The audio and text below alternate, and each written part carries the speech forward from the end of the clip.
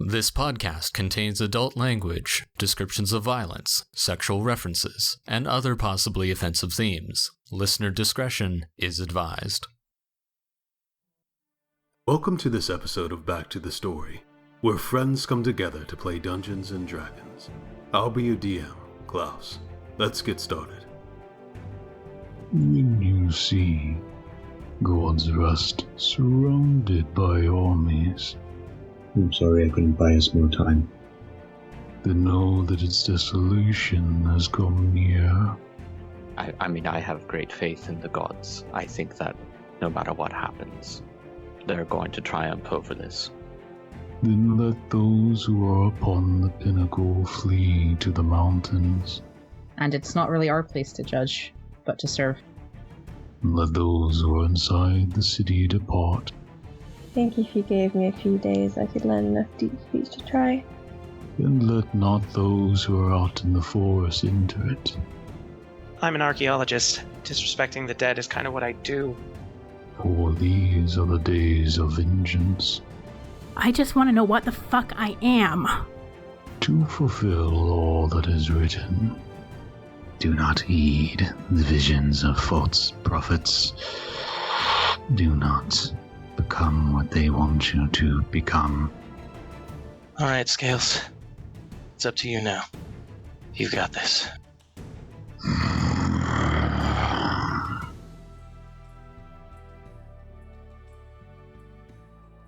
Man, it sounds like all of us are on our last 2 brain cells, and it's great. 2 is so generous of you. Yeah.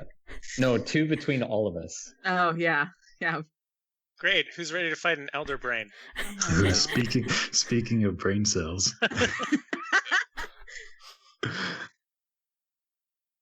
Well, first of all, we have joining us once again the lovely, the talented, the creative of Slightly on Twitter. That's OFSLIGHTLY, I think. Yeah, we'll go with that. Follow her on Twitter, give her a like. She makes these wonderful little whimsical, slightly magical objects that you can use in your campaign or inspire you. She's also no Elle, and she has her fun little character Stitches, who's a fashion designer. And we'll see how the story plays out. First there's the cold, biting and angry as the wind howls its long song of fury and freedom. Through the wind struggles forth the sound of boots in snow, as something clarifies before us. A vague silhouette of grey behind walls of white snow blown sideways. It clarifies to reveal a woman walking, one hand covering their eyes against the snow, tall and lean, covered in furs and leathers.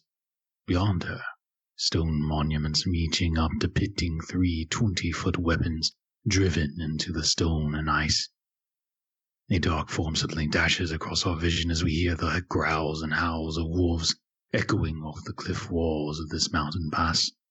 Our vision shifts again to reveal the woman, moving their back against the monuments, massive ruined claymore facing the coming slaughter. The vision shifts to a bird's eye view, looking down upon the woman in the center of circling massive wolves. The beast suddenly rushed towards her all at once, as the vision struggles against the obscuring snow and begins to fade to white. Remembrance of the Kivild Ufer. Previously, as the Brownscales continued to investigate beneath the winery and what the so-named Princes of Allwrath were planning, they freed a young iron dragon, slayed some tiefling guards, pushing into the hidden underground structure referred to as the Cathedra. Inside, the Scales found a large dining chamber where Mr. Belvedere sat eating, guarded by 2 abyssal fiends. Still disguised as waiters, Mr. Belvedere attempted discovering who these infiltrators were. Seeing their chance, the Scales chose to attack, but found their magic insufficient against him as he transformed into a fiendish tiger with yellow-orange eyes and backwards hands. The fiends fought with claw, poison, and glaive as the Scales tore in with spell and metal. Felix was able to get close with his dagger, which seemed to sink deep into the Rakshasa. As he attempted to flee, it was Ball who brought down a divine strike, smashing in the skull and collapsing the body of Mr. Belvedere. We come back to the story here, as you all have begun to recover from the fight, harvesting what you can from the fiends as they now have burned away, leaving dark marks upon the stone. You quickly checked around, finding a magical glaive, a strange snow globe-like sphere, and an overwhelming amount of magic emanating from the doors beyond the dining chamber. The room is dimly lit by burgundy-purple light from carved rooms at the top of the stairs, but your lights illuminate as you move forward. Beyond these doors you see these stairs that will lead up to the statue, and an altar of Vaidmer, a demon Tive or demon lord of the abyss. The statue is of dark marble and depicts a tall, masculine figure with handsome and devilish features. The statue stands 12 foot tall on a copper-vat dais, where Felix discovered a strange living mass of brain-gray matter inside, with arcane mind spikes driven in.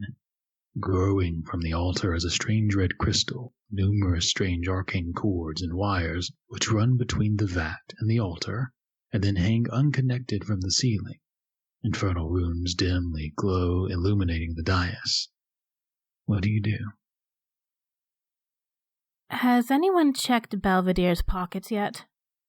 I mean, most of his effects were burning up along with his bubbling corpse, so I think we did search for anything magical among it, didn't we? And I took some Rakshasa blood. I didn't encounter any magical energy coming from Mr. Belvedere.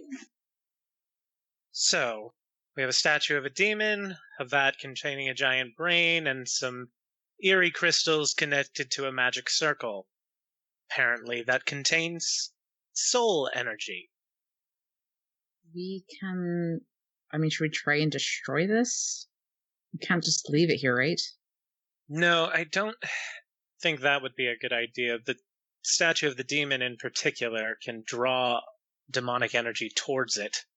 So at the very least, we should get rid of that. I don't know if destroying this circle and crystals will release this creature in the vat, or just the energy that it seems to be funneling through it.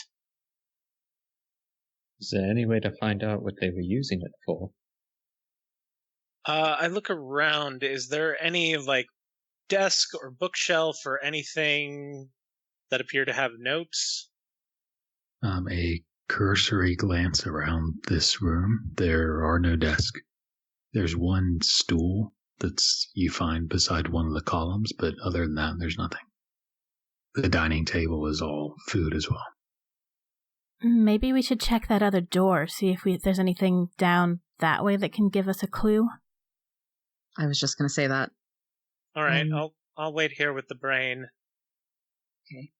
Someone should stay here with Felix.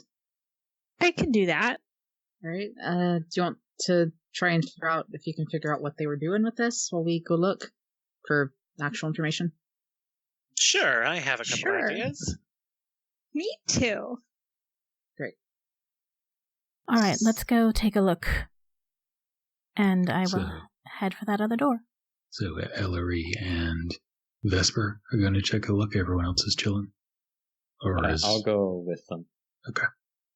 So you guys go back the way you came, going to that one room where there are 3 directions. One leads to the dining room, one leads back towards the tiefling room, and then further back to where you found Or the dragon. And then there's a third direction that you haven't gone yet, where there's a door. It seems to be similar to the other doors, in which they're wooden, but reinforced with iron. Is it locked? Test and Mando, it does seem to be, yes. I would like to try to unlock it in that case. Go for it.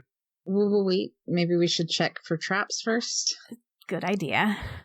I will do that. Roll investigation. That's pretty good. That is a 21. Yeah, so running your fingers along the edges and kind of looking along the lines of the mortar and stone, you do find there is a small crack just above the top of the door where you see the glint of glass. You find a small, I don't know if lever is the right word, but a small metal piece that you pull, releasing these vials.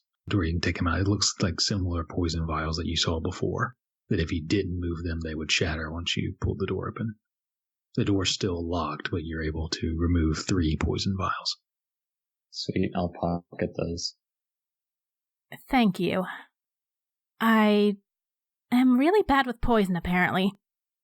So now that that's out of the way, I will try and unlock this door. Go for it. That is a 25. Yeah. You're easily able to get in. It's like the same person made the lock here and before. It's like classic 2 to the left, 1 to the right, and boom, you're through the door. It creaks open a few inches. It's dark in the next room. So I'm gonna, it looks like it goes in 2 different directions. So I'm just going to kind of peek my head around. Sure. And you guys feel free to move around on the map. Not a big deal, but stay there. As you guys are moving in and beginning to explore, we're going to hop back to the other side, where there's Felix and Stitches and Ball are in the desecration room with the demon statue, deciding what to do. So you said that the demon statue is holding this bowl with the weird crystals in it. Where was the tank with the brain thing? Was it below that? Was it? Below is there it, like yeah. The statue is essentially standing on it. Okay. Does it have an open top at all? The vat doesn't seem to be. There is one thick glass window. You can't really see in it. It's just super murky liquid, but there is one window into it. Okay. I look at Felix. Well, what do you? I was thinking we could try and figure out if the brain knows what was happening here. Sounds good to me. I was gonna poke it, so let's try yours first. Okay. And I will once again summon Aeon in the tank, look, and then I will cast Detect Thoughts. While he's doing that, I am holding 2 Eldritch Blasts just in case I see him go crazy. Okay. So as Stitches holds up the magic prepared to attack if something comes out of this vat, Felix, you cast the spell and begin to project your mind forward towards it, though you find it hard to find a connection. You can find a presence there, but there's almost like these, the only way to describe them is like these columns of static. They're like the mental version of bars, restraints that keep the other entity from reacting or moving.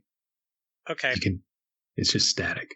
So I cast it through Aeon inside the tank, and since he can go through creatures, I'm going to just try and have him go into the brain to see if that helps. Okay. I'm going to say make a intelligence check. Okay. I'm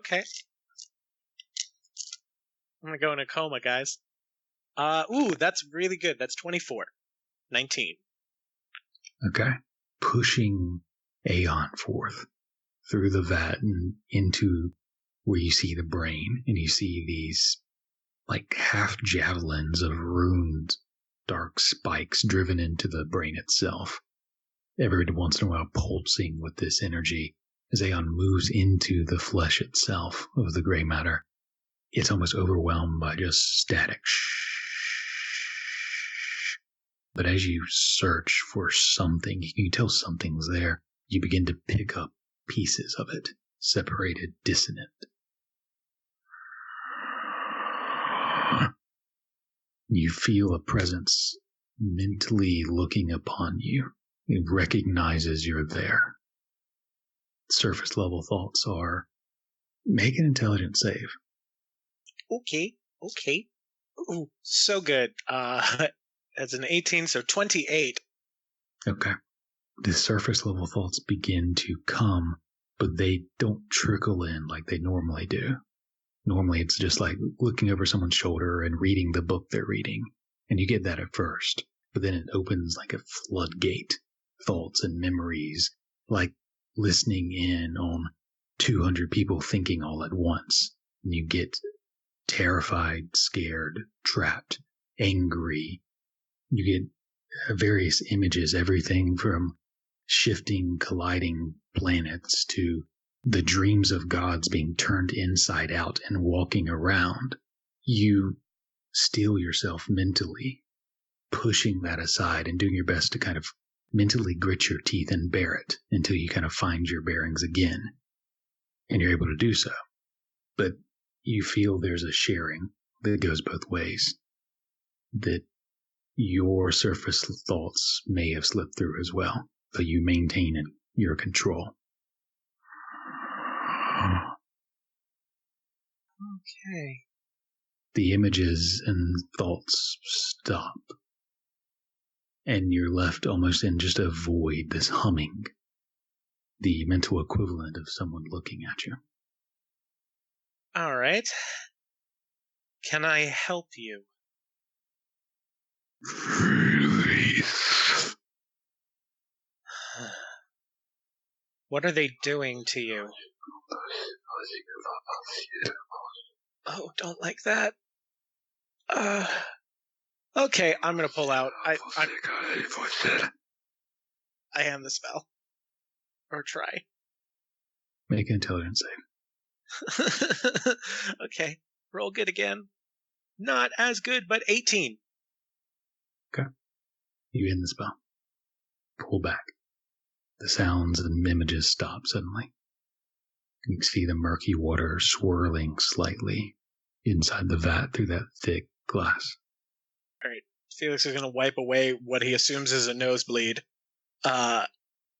Well, that, I don't even know how to describe, is more thought than I've ever encountered in my life. And it is currently contained and uncomfortable, and wants to be released, but I don't know what the hell we will be releasing.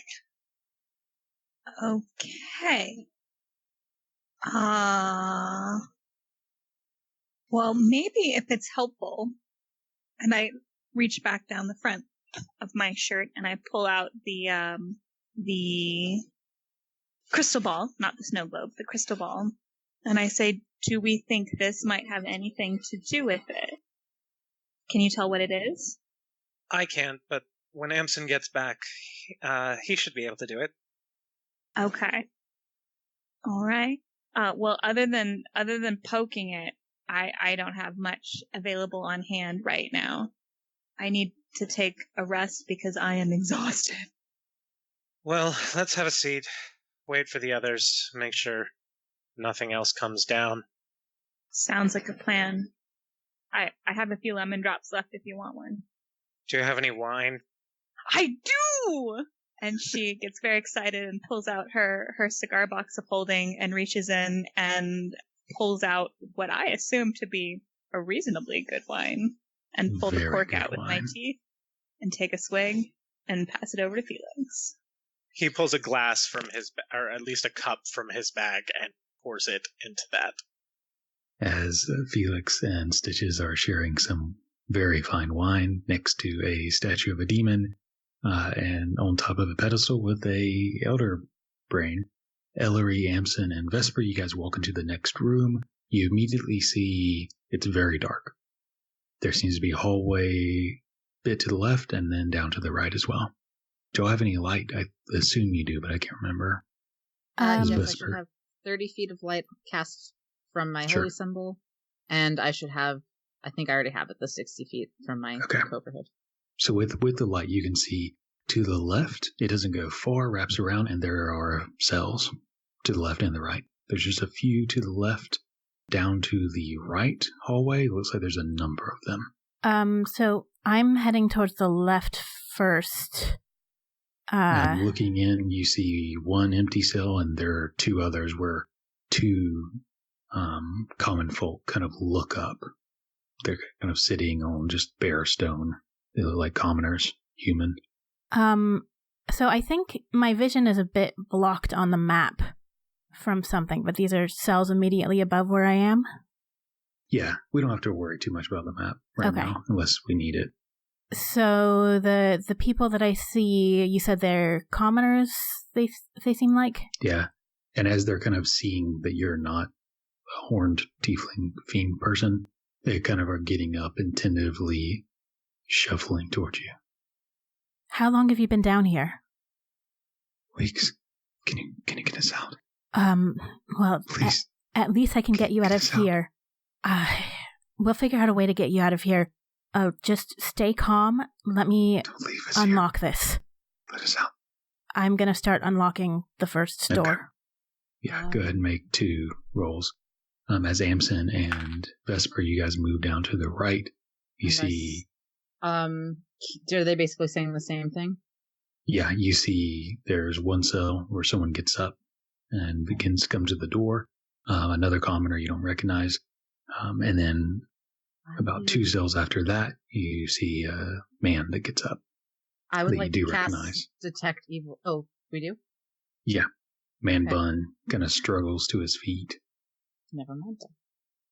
I start to cast a spell, and then I stop, and I run over to that cell. And you see him kind of limply getting up. It is Colt, though his left eye is badly bruised, like swollen shut. Hey, Colt. Hey, Vesper. Funny seeing you here. Yeah, you know. Oh, I still look like a waiter, though, don't I? Oh, shit. He doesn't say that. Shit. Vesper, did you find Colt? I did, yeah. Good to see you all. Good to see you again. Wish it was under better circumstances. Yeah, sure. Can you get me out? Everybody's over there. Okay, alright. You don't look like... It's a disguise spell. Don't worry. I wouldn't just let anyone in, so... You know. Amson will start getting out some thieves' tools to open the door. Sure. And I'll start getting my healer's kit ready to help him. Okay. Yeah. What'd you roll, Ellery? First one was 11, the second is 19. Okay. You get the second one open pretty quick. The first one gives you some trouble. But I will Amson. Try it again. Second try was a natural 1. For a nice solid 8. When you go back to that one to try it again, the first time you must have, or maybe it was this time, you're not sure, broke off a piece of lockpick in the lock. You can't fit one in there anymore. It's jammed. Shit. Give me a minute. I will find a way to get this open. Don't leave us down here. We won't. Just hold tight, and I'm gonna go get Ball. Sure. And then Amson, or was Amson doing, or Vesper who was unlocking these? Okay. With Dex? Yeah. Oh, that fell off. Ooh. 15? Yeah. As you put the locks in, you twist them around, and they come undone. These are not exceptionally complex locks. All right. There you go. And I'll start pushing him up. Yeah, he kind of struggles to his feet, limping a little bit, but otherwise okay. Well, I'm glad y'all came. Most of the folk down here don't last too long, as far as what they told me. What were they doing with you down here? I'm not sure. Wasn't nothing good. Every now and then someone be taken out of their cells. We wouldn't see him again. I'm going to check the last 2 cells real quick. Sure. Do you know why they took you? Not really. I think... Debts that you owe or anything like that? Well, we all get into a little trouble every now and then, Amson. Amson? Yes? There's something in this one. All right. I'll squeeze it against the wall. You see this figure, which you first think is like a halfling, or maybe a very fat halfling, or like a very small dwarf. But they get up and kind of move into your light, and you see this short creature. It's only maybe about 3.5 feet tall, wide, almost nearly circular, very egg-shaped, but with very muscular legs, very skinny arms. Frog-like creature. It kind of gets up and waddles towards the front. Right, well, you gotta let me out as well, or, don't have any cash on me right now, and he kind of taps his pockets. But, I could, find you something. I'm a brewer of, the most important types. I can make you a very fine drinkable if you were to perhaps let me out. Have I heard of such a creature? You may have heard some frog people being from Embershore to the southwest in Sinstone Valley, more specifically in the bog that is way deep in Sinstone Valley. But you've probably never seen one before. You probably just heard stories about frog folk. If you are captive just like the rest of these people here, then I can certainly try to get you out. Well, that would be much appreciated. Come down here, try to get a little drink, and next thing I know, I'm in this here cell. Not so bad, really. Not enough food, though. Well, tell you what, maybe you can visit the copper sail and give them some tips and tricks. Sure, I love sailing. I'll go on the boat right now. Been around the world. It's a tavern, and I'm going to try to unlock this. Even better. A 23. Yeah, you pop it loose. At this point, you guys are kind of guiding these prisoners who are very eager to get out, but also scared, and are mostly moving behind you out of these cells.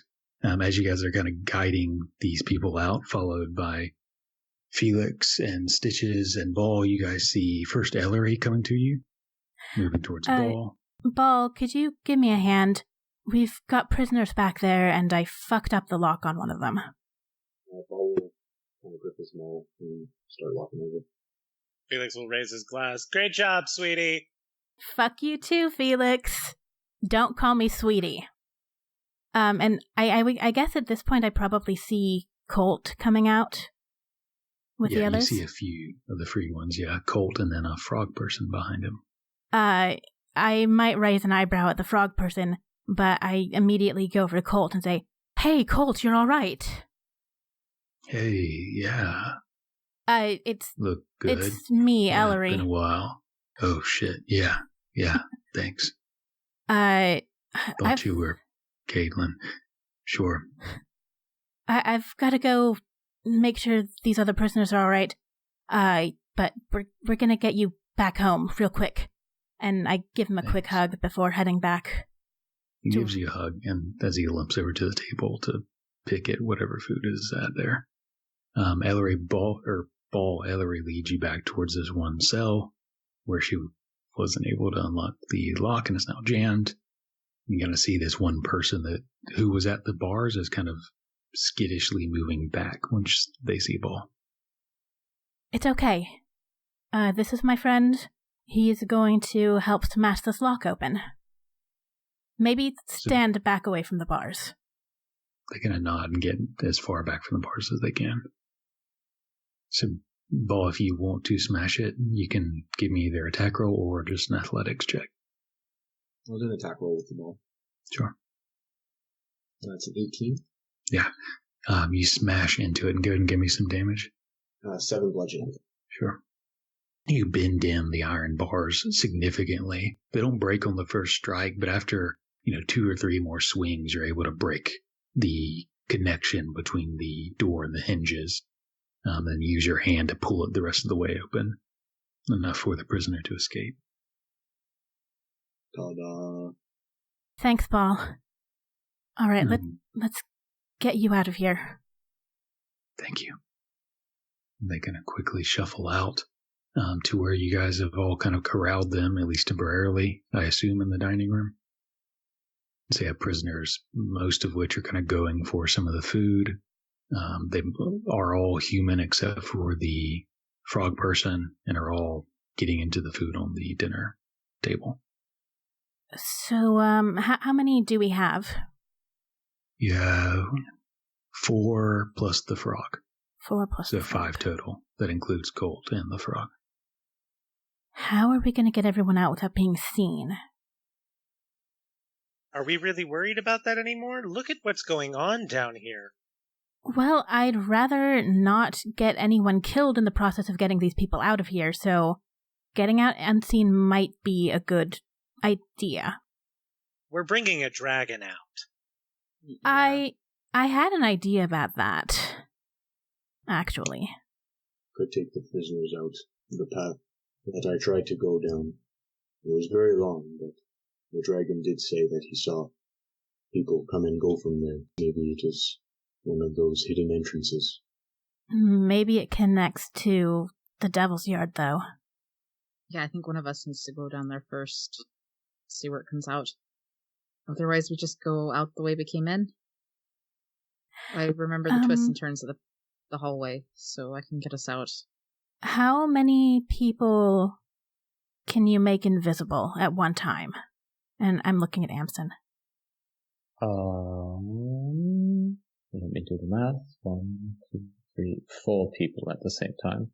So not quite everyone. I can do 2. Okay, so if we stay disguised as waiters, then we can just have these folks follow us invisible. Amson, can you keep people invisible and do that teleporty type thing that you did with Vesper when we were getting out of that prison? I believe so. The teleporting thing is an instantaneous effect, so... Could you take Orr out that way? He needs to be the same size as me. I can handle that. Then sure, I could. Okay. So... Do we want to take care of that first? Yeah, we need to do something. Oh, Amson, could you figure out what this crystal ball is? I can. It'll take me 10 minutes to cast a spell, though. We'll continue to work on a solution. And let these people eat for the first time in who knows how long. Okay. I guess Amson will pull out his spell book and flip to Identify and start casting that, since we're taking a break anyways. Should one of us be watching the door in case, yes, someone decides to bring him dessert? That's probably a good idea. And maybe we should drag that other guard in here that we left alive? Yes. That would be another really good idea. Ellery, do you want to go get the guard? I'm going to start doing first aid on some people if they need it. I probably need some help with the guard. Pointing at my weak little noodle arms. I turn to Felix and bat my eyelashes. Ugh, don't do that again. Fine, I'll come. All right. So I guess we head back to grab the guard and check in on Orr while we're there. Sure. Easy enough to do. You head back, see the room of dead tieflings.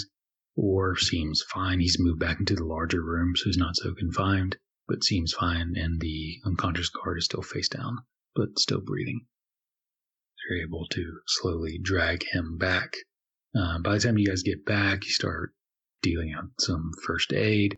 The prisoners are mostly eating. The frog person, the frog folk, is not eating, he's just drinking. He's just found a bottle and is lying on his back drinking. Amson, the mysteries of this snow globe-like device object become clear. You see this again, this amber glass globe sphere on a dark purple stand. Both the glass and the stand are ruined. I don't think you speak this language, but they're harsh runes, we'll say, jagged, irregular.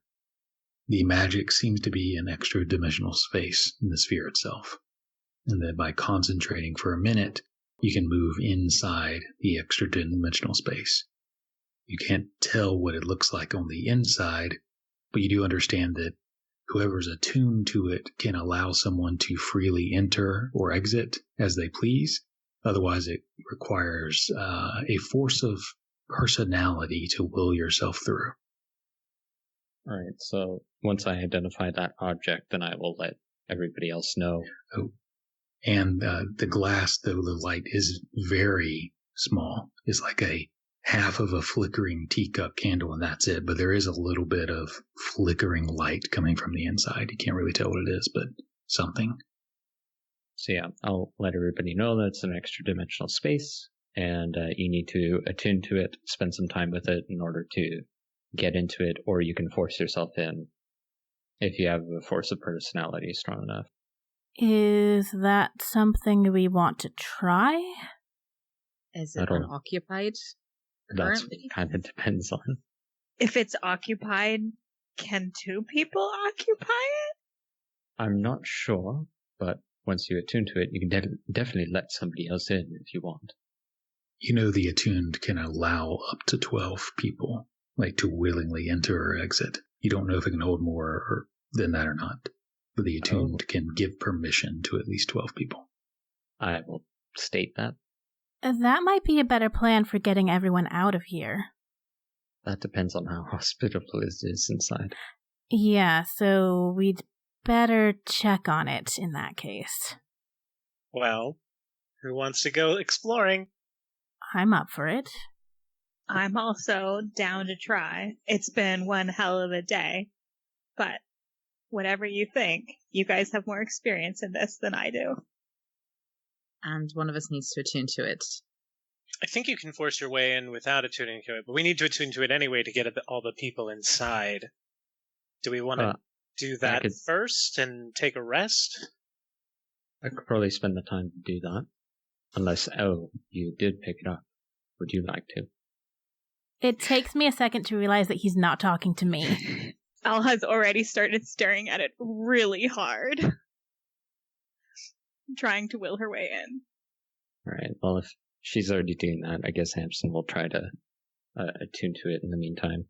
We'll have a huddle circle. Okay. And to clarify, are you guys all trying to will yourself in? Just one person? Are you waiting on someone to attune? Because attuning takes a lot longer than a minute.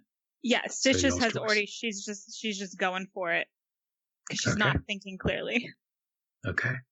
So as you guys begin to huddle up in order to contemplate this, we'll say since Stitches began focusing earlier, your minute ends before the rest of them, and go ahead and make a charisma save. 15.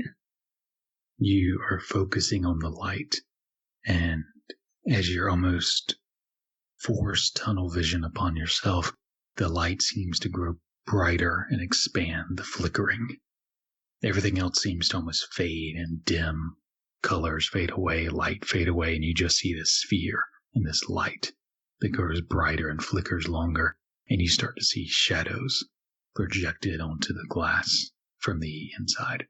You see figures moving, and you see the flames that take up a larger and larger proportion of your vision until that's all you see, and you feel this heat upon your skin, where all you see is flames, and you feel yourself pulled forward, and you hear of crackling flames behind you that you've just walked through.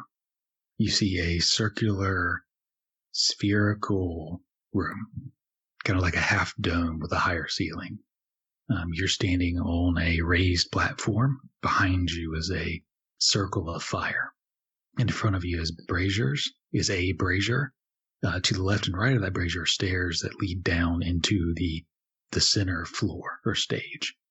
On the opposite side, there's another raised platform where there's a statue of a fiendish tiger-looking individual.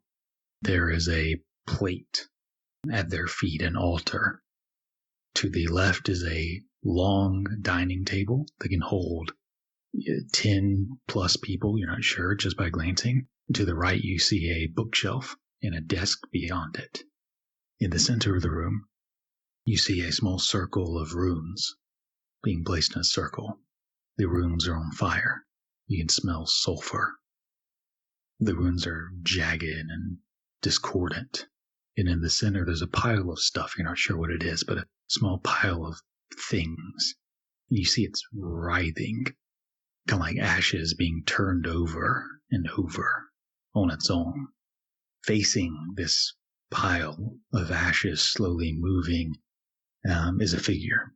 And you kind of realize now, taking all this in at once, there's 3 figures. All 3 of them are tieflings, horned. One is focusing on this magical circle, their hands stretched out, one open hand holding what looks like a rosary of some sort. In the other hand, a staff, glasses, pale blue skin, slicked black hair, in tight, form-fitting business attire.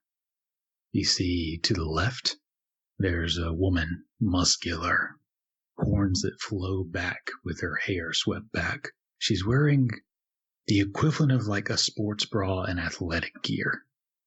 And you see these strange bruises and marks around her biceps and around her legs, where there's these open wounds and discolorations as if they've been poisoned in this strange, barbarish pattern.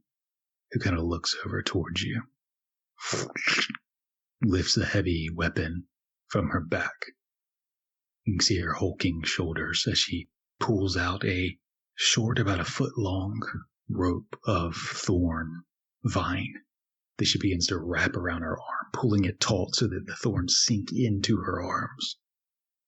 And the third figure, you see to the right, another tiefling, dark clothes, hair slicked back, beard, black, claw mark across his face from left to right.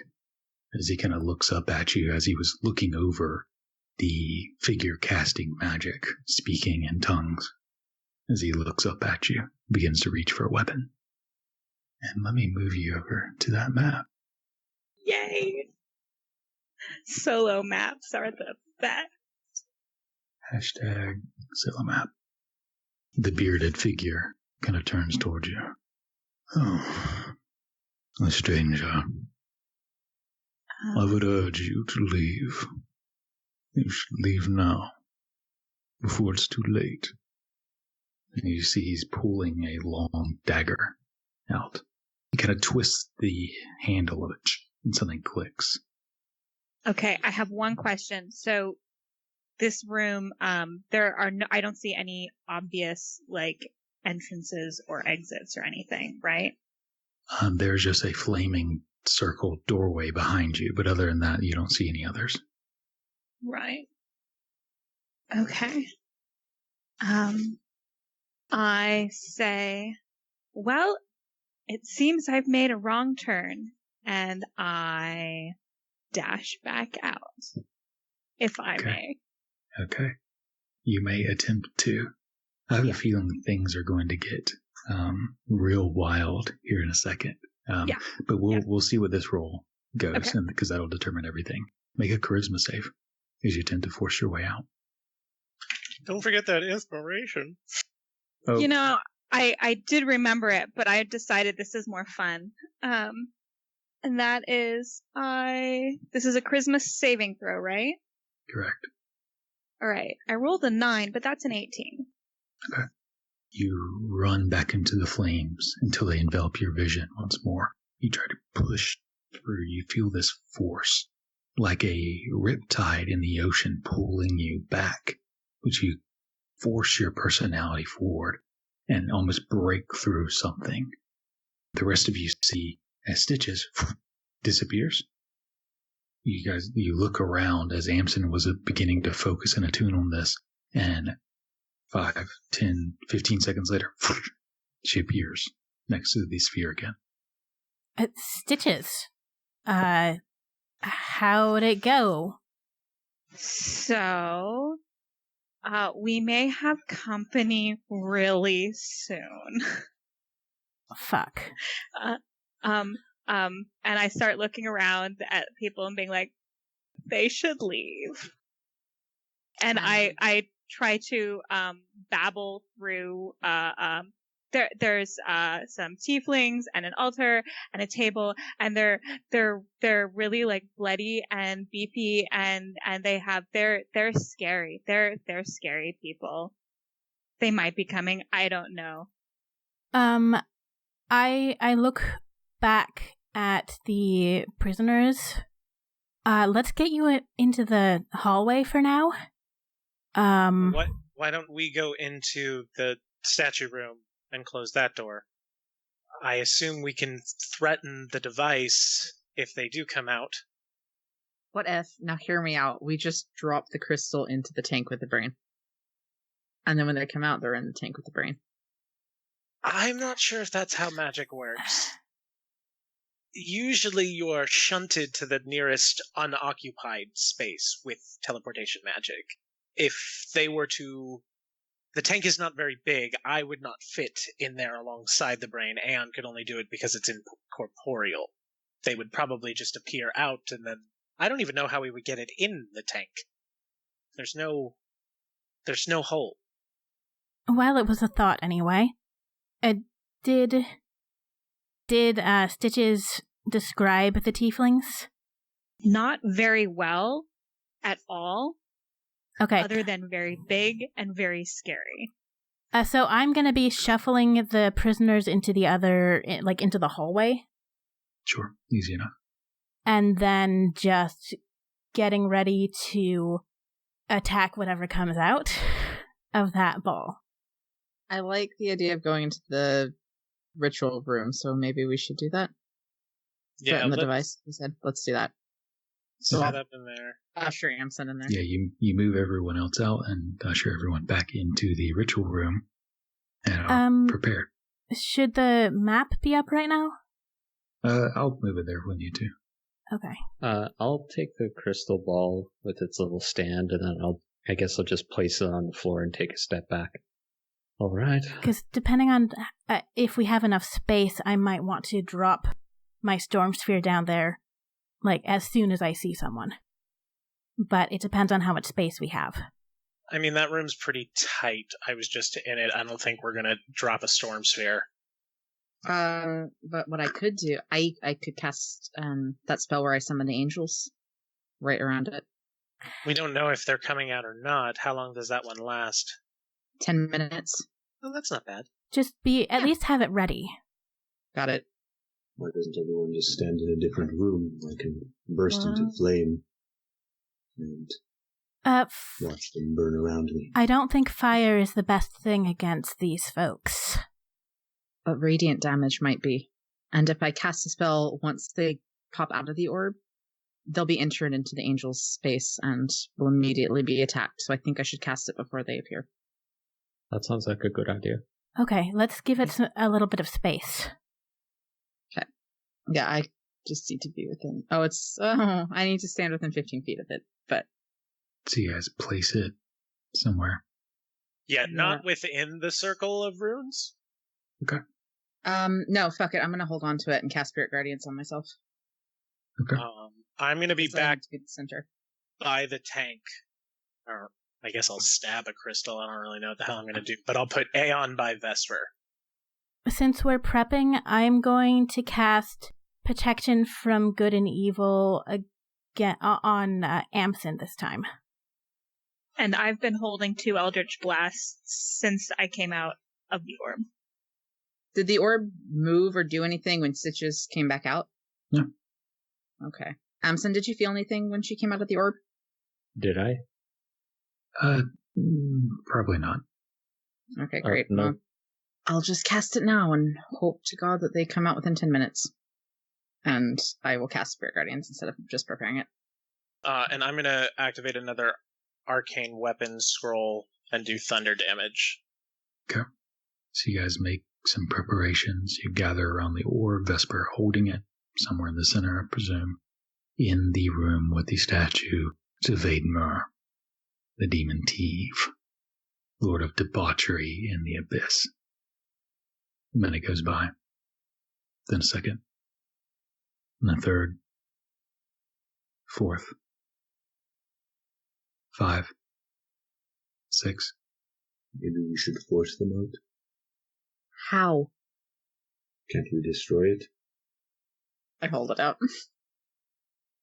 And quickly. It does seem like a bit of a waste to destroy the thing if, like she said, there were things inside and information we could learn if it's a Yeah, I just... Aha. I hate to agree with Felix, but... What is there to learn about fiends and aberrations? Perhaps how this evidence thing... that will allow it to stop. Yeah, evidence... A way to... How to destroy this thing, or other plans that they have, maybe. Sure, continue to talk with the devil. You know, And I'll take a step back and just kind of... Instead, he'll just kind of lean against the wall. they only saw me. I mean, we could go in after them. You said they were I'm doing not- some kind of ritual? Yeah, there's this weird, slimy, I assume it's slimy, massive, ashy, maggoty things that were writhing in the middle that they were all focused on when I came in front of the statue.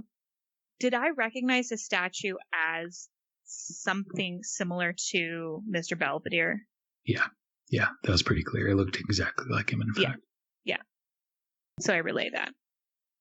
What if they're bringing it back? We should go in. Can you and I even get in? We can try. Also, offended. Fine, let's try. I'm gonna run out of the spells too soon. All right. What are we trying here? To go inside of it? Yeah, I think we're all going to try and go in. Can I hang on to that spell and also try and get in? Because it is concentration. You can try. Is this Spirit Guardians? Yep. So this is the one where they circle you and follow you? Yep. Presumably. You'll have to find out. Okay, I will try that. Everyone roll initiative. That doesn't bode well. Well, time now matters as it begins to dilate. That's a 17 for me. I don't think that's the word you want. So the 8. So 3 for both. Another 18 for Stitches. All right. So, I'm not going to make you guys go in order if you don't want to. You know, you can try for someone to go in first if you want to. But a little bit of meta knowledge. Once anybody gets in there, it's game on, basically. We drop into initiative order, effectively. But if you want someone to try to go first, you can. But we're now in time mode, basically. Can we all try to get in at the exact same time? You can try. We'll see who makes it in. I'll try to go first. I have this area of effect spell. And I've in the time that's passed, I've clarified a lot more exactly the layout of the room so everyone has a better idea of what to do. Sure. So everyone tries at one time. After this minute of concentrating, give me a charisma save. I'm using my inspiration for this. So am I. Is this all? I guess it's all the one turn right now. Okay. Yeah, it's all going to be one round, essentially. I'm going to use my inspiration for this as well. 24. Okay. Thank God for being a cleric. 26. 16? My goodness. Oh my gosh. Rolled terribly. 12. Cool. I think I have everyone here. Let me just roll for my good guys. God, they roll just shit after shit after shit. It's awful. But 'tis the price one has to pay when you're drunk. Okay. So we will say you guys basically enter in the same order that you guys were in initiative. So let's go ahead. We're a little early, but let's go ahead and take our break now. Does boy. Damson make it with a 12 charisma? You're not sure? Shit. Yeah, so we'll pick up on rolling that through in a few minutes. You want to come back at like 9:35? Does that work for you guys? Sure. Yeah. 9:35. So we'll put the orb here, since I don't think I'm holding it while we're traveling into it. 9:35, guys. See y'all in a few. Next time on Back to the Story. Felix hears a mangled scream. A blood kind of pours out dark and acrid and splashing on you and burning into your flesh a bit. Plunging almost up under the ribs, going through the diaphragm and up towards your heart, and you feel just the insides of you burning away before everything goes black and Ellery drops to the floor.